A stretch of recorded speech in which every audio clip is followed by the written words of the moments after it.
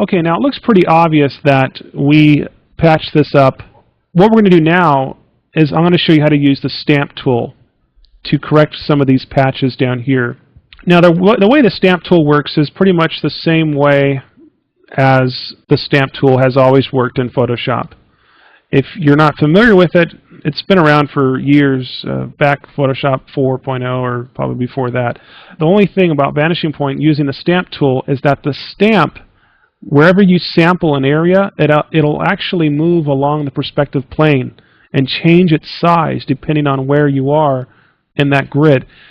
So what I'm going to do to explain this, I'm going to hold down the Alt key on the keyboard, which is the Option key, and you'll get a little crosshair. See a little crosshair there? So wherever you click with that crosshair is the area that you want to patch with.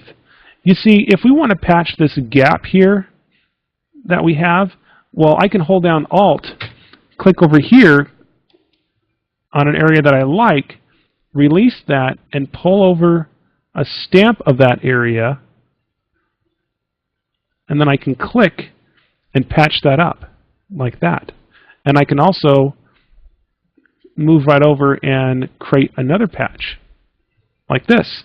And I can just keep going until I get all the way across.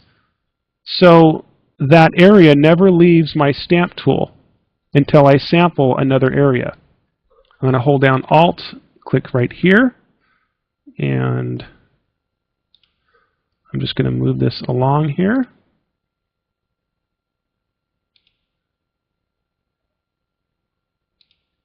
There we go, something like that.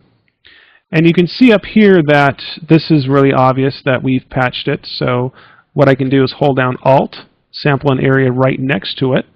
And by the way, we do have diameter settings here. You can actually control the size of the stamp tool, just to let you know. So it's very similar to a brush in Photoshop, where we can also control the hardness. But I think you'll probably mostly use the diameter and the healing option here when you're using the stamp tool.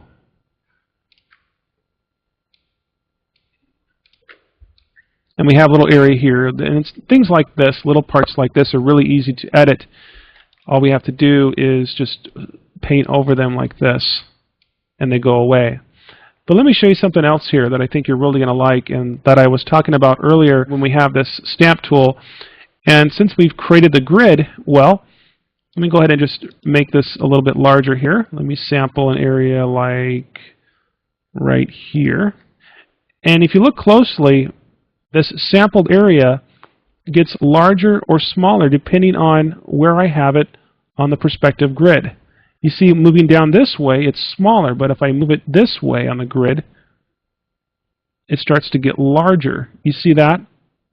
And that's the cool thing about Vanishing Point, is that you're always working within this perspective plane. You're not working in a two-dimensional type view. It's always this perspective area. So that's really nice. And so what I'm going to do here is go ahead and finish patching up this wall here. And we have some unwanted grooves in the wall here. So what I'm going to do is just zoom into those and select that stamp tool and probably make that brush just a little bit smaller. I'm going to hold down Alt, click right next to that groove, and paint down over that groove. And I won't get too close there to the bottom. I'm just going to, there we go. There, something like that.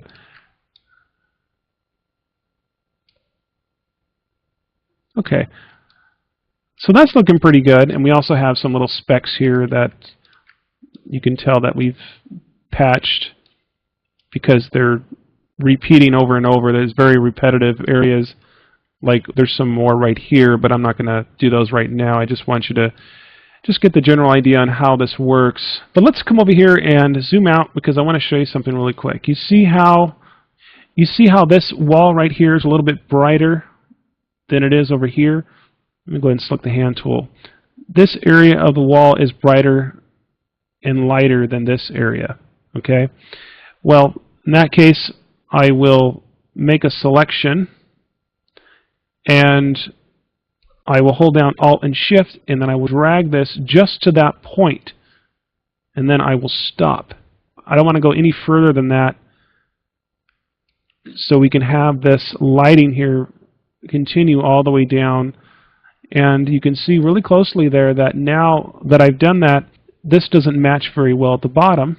So I'm going to go ahead and select the Transform tool and nudge this up a little bit. Look at that. And I can go ahead and do the same for the top here. I'm going to go ahead and just select that. All right.